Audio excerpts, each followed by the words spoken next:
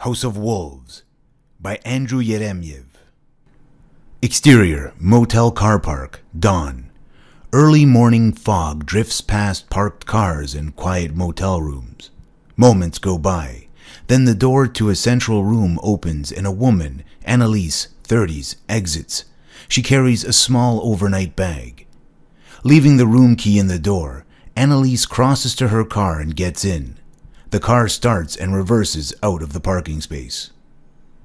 Interior, car continuous. Annalise drives out of the motel car park and down the main road. She looks tired and distant. Tears start to swell in her eyes. Exterior, field, dawn. Hal, 30s, stands in a field shirtless, drenched in sweat and staring at the ground before him where a mess of vibrant red is visible between the blades of brown-gray grass. A herd of goats graze the hill beyond. Above, a full moon dips low in the sky.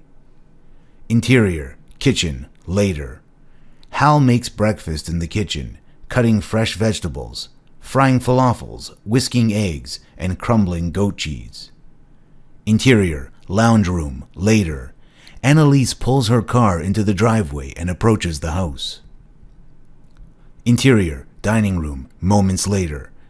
Hal sits at the dining table with breakfast laid out before him, ready to be served. He appears unkempt, sporting a beard, subtle monobrow, and long, dirty fingernails. Off camera, the front door creaks open, followed by approaching footsteps. Hal looks up to see his partner, Annalise, standing in the doorway. Without a word uttered between them, Annalise shakes her head no. Hal gently pushes the adjacent chair out from under the table. Annalise lowers her overnight bag to the floor and joins Hal as he dishes up 2 plates, portioning a generous amount for Annalise and a small amount for himself. Hal watches Annalise as she sits before her breakfast. He then takes her hand in his. He smiles at her warmly. After a moment, Annalise returns a forced half-smile and retracts her hand. She then lifts her bowl from the table. Hal lifts his. From forest to stream, from mountain to field, from fertile earth's nourishing yield. Hal glances at Annalise. We will now partake of divine energy. May it lead to health, strength, and love in me. Blessed be. And in me, blessed be. The camera tracks out of the room and down the hall. O goddess within, O God within, we will now partake of the fertility of the earth. Blessed be. Blessed be. Interior, bathroom, later. Hal finishes shaving and wipes his face clean. The beard and subtle monobrow he sported at breakfast is now gone.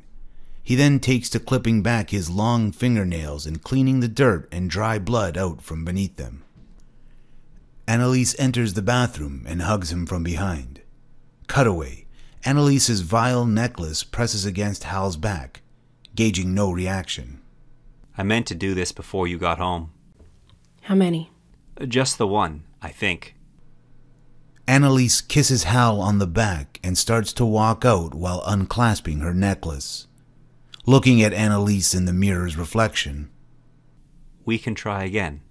Annalise forces a smile, removes her necklace, and leaves Hal to his grooming. Exterior, field, day. Off-camera sound. Annalise painfully sobbing. The camera drifts through long blades of grass before revealing the bathtub in the field. Annalise continues to sob while soaking herself in milky water decorated with flower petals, rosemary, and basil leaves. Menstrual blood seeps from between her legs, discoloring the water. Exterior, field, moments later. The water drains from the bath until only flower petals and herbs remain. Exterior, field, later.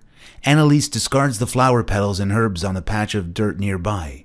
She then closes her eyes and breathes deeply before opening them again. Exterior, field, day. A third-quarter moon is visible above sunlit trees and a grassy hillside.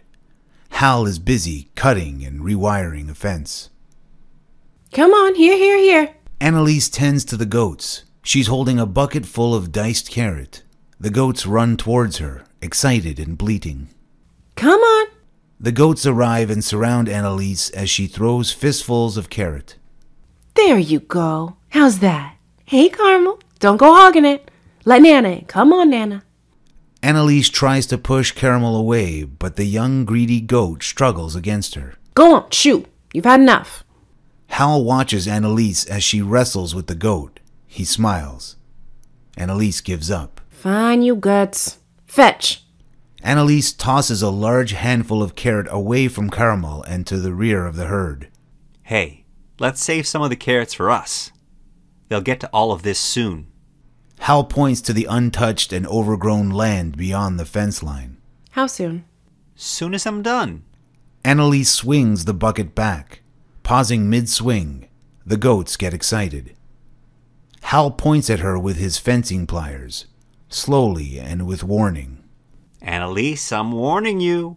Then, in one swift movement, Annalise swings the bucket, propelling the diced carrot into the air and onto the goats. That's it! Hal runs at Annalise, who drops the bucket and screams. They playfully chase each other around the field, scaring the goats away from their feed. Interior living room, night. A record plays soft doom metal. Hal and Annalise lay on the couch, entangled.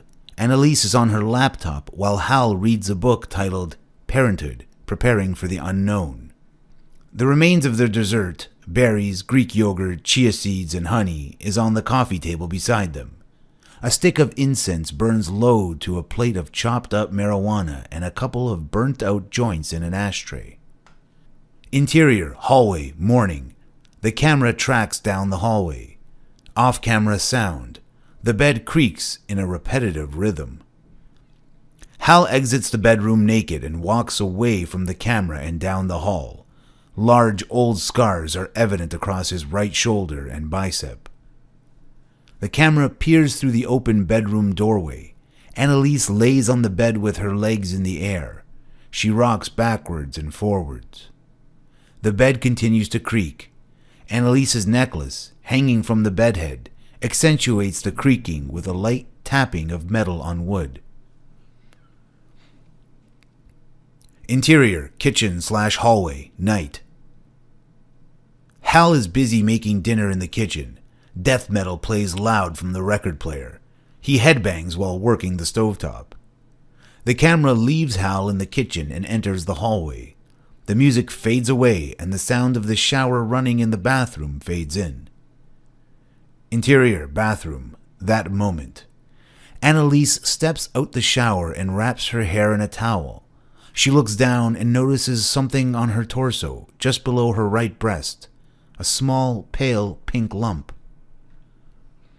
She studies it and then notices a second lump on the opposite side of her stomach, below her left breast. She steps back for a full view of herself in the mirror. There are a total of 6 small pink lumps running vertically down her abdomen, evenly spaced, and in 2 symmetrical rows. Interior kitchen, that moment. Hal dishes up 2 dinner plates, crumbed Seaton cutlets on a bed of sautéed mushrooms and greens. He pays particular attention to the presentation. Interior, bathroom, that moment. Annalise covers herself and opens the medical cabinet. Inside the cabinet is a strange assortment of pharmacy-bought goods and small herbal vials. From behind some of these vials, she retrieves a pregnancy test. Interior, dining room, that moment. Hal places the plates down on the dining table. He takes a seat, opens a bottle of red wine, and starts to pour 2 glasses. Off-camera sound. Annalise exits the bathroom and approaches. Hal continues to fill the wine glasses as he speaks. I don't know if I got the consistency of the Satan quite right, but I'm feeling really good about the sautéed. Annalise sits down and looks at Hal. She interrupts him with her expression alone. What is it? Annalise smiles through swelling tears. What? You're sure? Annalise nods and places the positive pregnancy test between them. Hal looks at the result, then back to Annalise. He leans in and holds her hands in his. Careful, we can't let ourselves... Hal, please. Just... please. It's different this time. I can feel it. You're right. Here, Come here. Hal leans in further and hugs Annalise. Exterior house continuous. Through the window we can see Hal and Annalise embracing. It's good news. It is. The camera tilts up and reveals a new moon in the night sky. Exterior woods morning. Annalise forages the woods for mushrooms and medicinal herbs.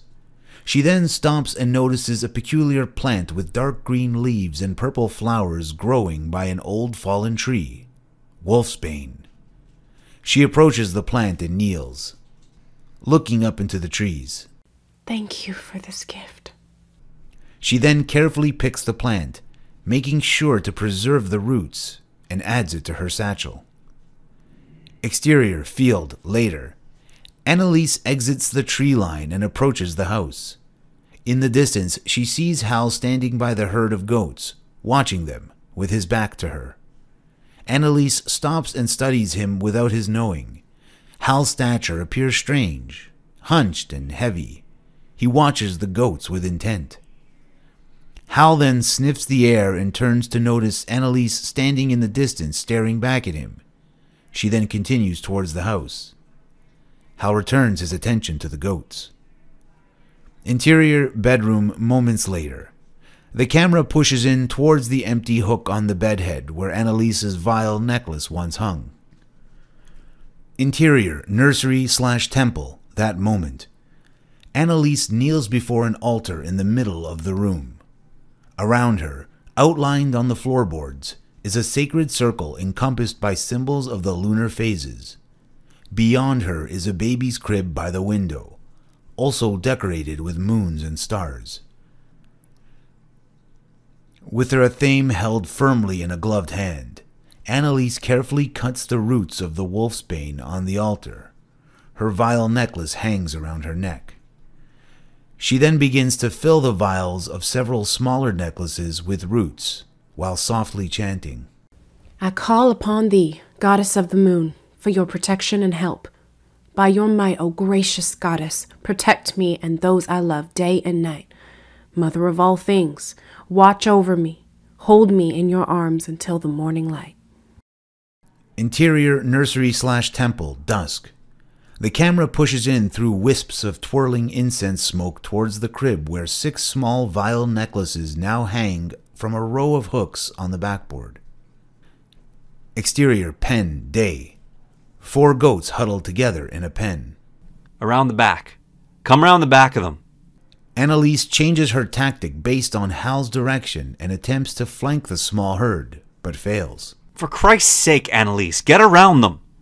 Annalise stops to catch her breath while Hal and a father, 40s of Indian heritage, attempt to intercept the herd. Annalise pays close attention to Hal. Time slows. He appears predatorial, grunting orders, a wild look in his eye. Exterior pen moments later. The father pays Hal in cash for the goat. The mother, 40s, also of Indian heritage, stands nearby overseeing the exchange. Meanwhile, Annalise kneels by the trailer with the couple's son, 5. They stick their fingers through the cage in an attempt to pat the captured goat. The conversation heats between Hal and the couple. Then, Annalise, let's go. The couple returns to their car. Annalise steps away and thanks them. The mother opens the back door for the son to get in while the father fastens the trailer. Annalise nears Hal as he busies himself with the remaining goats, shooing them from the pen. What was that all about? They wanted to slaughter the goat on the property. Why? To take home to eat. Father's Day tradition. Maybe we should have let them. Hal closes the gate to the pen. It'll attract foxes. Where will they do it if not here? That's their problem. Hal returns to the house. Annalise waves to the son who sits in the back seat. He returns a wave. The car slowly crawls down the driveway, trailer and goat in tow. Annalise returns to the house. Exterior field, day. Annalise sits in a field bound to the earth by a dozen tree roots, returning her energy to Mother Earth as a thanks. Interior house, night. Annalise exits the nursery/temple with a burning candle and carefully walks it down the dark hallway and into the kitchen. All the lights are off. Candles are scattered throughout the house. Annalise finds Hal standing in front of a dark fridge with the door wide open. I don't know what I feel like. Annalise puts the candle down and approaches Hal, hugging him from behind. Cutaway. Annalise's vile necklace presses against Hal's back. Hal flinches and grits his teeth in pain. Sorry. Annalise separates herself from Hal. I don't think I'm feeling very well. I might call it a night. Hal closes the fridge door, kisses Annalise on the forehead, and begins to walk out of the kitchen while saying, If you're hungry, there's enough cauliflower korma left over in the freezer for a small bowl. The power's off, but you can heat it over the stove. I had that for lunch. Well, you're a big girl. You'll figure something out. Are you kidding me? Hal spins on his heels and barks at Annalise. I said I feel fucking sick. Annalise remains frozen, clutching her necklace and stomach. Hal glances her weak, scared stature and scoffs. How do you think it's gonna come out? Like you? Or like me? I don't know. No? Then tell me. How do you want it to come out? I don't... Yes, you do. Now tell me! I want it to make me more like you. Hal's expression shifts strangely. He then turns and continues out of the kitchen and down the hall. Off-camera sound. The bedroom door slams shut. Remembering to breathe, Annalise wipes her eyes and nose with her hand. She surveys the kitchen. She then takes down a cookie jar from above the fridge and places it on the bench. Opening it, she retrieves a small Ziploc bag with a couple of joints and a lighter. Exterior patio moments later. Annalise sits outside smoking her joint and staring into the darkness. Witch house music plays softly from her phone. She then looks up into the night sky where a first quarter moon meets her gaze. Don't judge me.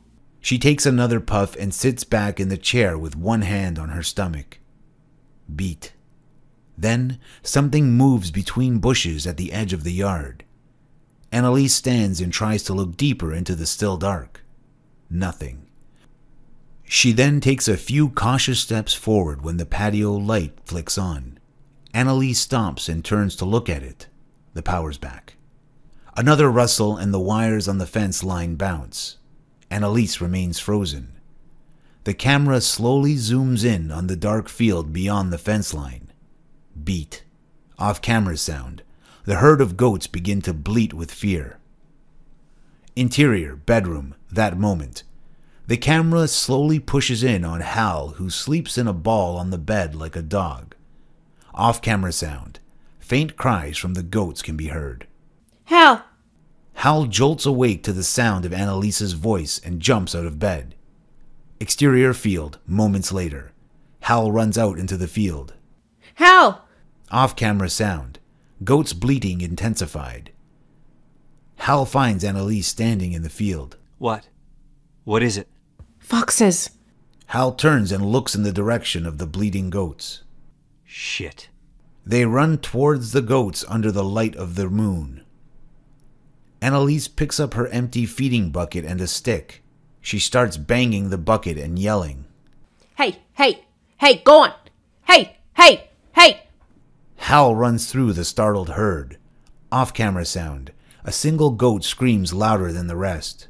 Hal nears the screams as they settle into softer cries. Damn it. A goat lays bloodied in the grass. Hal kneels next to the injured goat. It's okay. It's okay. Annalise approaches from behind. Oh no. Is she alive? For now. Hal picks up and carries the injured goat back towards the house as Annalise inspects its wounds. Interior, bedroom, afternoon. The overnight bag sits open on the bed. Annalise opens the bedroom with her toiletries, adds them to the bag, and zips it up. Looking out the bedroom window, Annalise watches Hal as he finishes filling a small grave in the field. He then lumbers back towards the house with the shovel and a bag of lime. Annalise picks up the overnight bag and exits the bedroom. Exterior driveway, moments later. Annalise backs the car out of the driveway. Hal watches her leave, then returns inside. Exterior, motel, dusk. Annalise pulls the car into the motel driveway and stops outside reception. She exits the car and enters the building. Interior, motel, moments later. Annalise stands opposite the motel owner, 50s, who's behind the reception desk looking through her books. We have 3 and 5 available. I'll take 3 this time. The motel owner hands over the keys and Annalise returns to her car. Interior, kitchen, evening. Hal sits at the dining table hunched over a bowl of tomato and eggplant spaghetti, forcing himself to eat it. He breathes heavy. His leg shakes uncontrollably. Beat. No longer able to restrain himself, Hal gets up and storms out of the dining room. Interior, hallway, continuous. Hal continues down the hallway, stumbling. He takes off his shirt and bursts out the front door into the night. Interior, motel room, night. Annalise unlocks the motel room door and enters. A few steps in, she stops and feels a strange pain in her abdomen. She continues to the bed and places down her overnight bag. Interior, bathroom, motel room, moments later. Annalise turns on the bathroom light, sits down on the toilet, and urinates. After a moment, she looks down and notices a single dark spot of menstrual blood in her underwear. No. She stops urinating, stands and looks in the toilet bowl. Her urine is clouded with blood. Oh, please. No. No, no, no. Annalise then lifts her shirt to reveal a smooth stomach, absent of any nipple-like lumps or blemishes. Interior, motel room, moments later. The camera drifts through the motel room where Annalise is curled up on the bed and crying uncontrollably. The camera continues past Annalise and to the window where the unsettled night air laps against the sheer curtains. The bright white light of the room spills through the window and onto the carpeted floor. Exterior field, night. Under the light of the full moon, Hal approaches the herd of goats. He stops and stares at them, tears welling in his eyes. Then, gut-wrenching pain consumes him. His shoulders contort and stretch. In complete agony, he holds himself and grunts through gritted teeth. Hal's shape-shifting shadow is cast over a goat. The human-like grunts turn into bestial growls. Fear-stricken, the goat stands motionless, silent and staring back at the now wolf before it. Numerous goats bleat loudly and with warning. Exterior field, dawn. Hal wakes abruptly in the field. His face is covered in dirt and semi-dried blood. Overwhelmed by a mean ache, he coughs and splutters into the grass. Exterior field, dawn. Hal stands in the field, shirtless and drenched in sweat. Before him, between the blades of brown-gray grass, are the remains of the goat. Hal picks up a shovel and starts digging. Interior bathroom, morning. Hal showers. Dirt and blood mix and run down the drain. Interior bathroom, moments later. Hal shaves off his beard and monobrow over the bathroom sink. He then takes to cutting back his long fingernails and cleaning out the dirt and dry blood from beneath them. Interior, kitchen, morning. Hal makes breakfast, cutting up fresh fruit, pouring pancake batter into the pan and whipping the cream. Interior dining room, later. Hal sits at the head of the table with the prepared breakfast before him, waiting. Off-camera sound. The front door creaks open, followed by approaching footsteps. Hal looks up to see Annalise standing in the doorway. Without a word uttered between them, Annalise shakes her head no. Hal gently pushes the adjacent chair out from under the table. Annalise remains in the doorway, gripping the handle of her overnight bag. Long beat. She then puts the bag down and joins Hal at the table.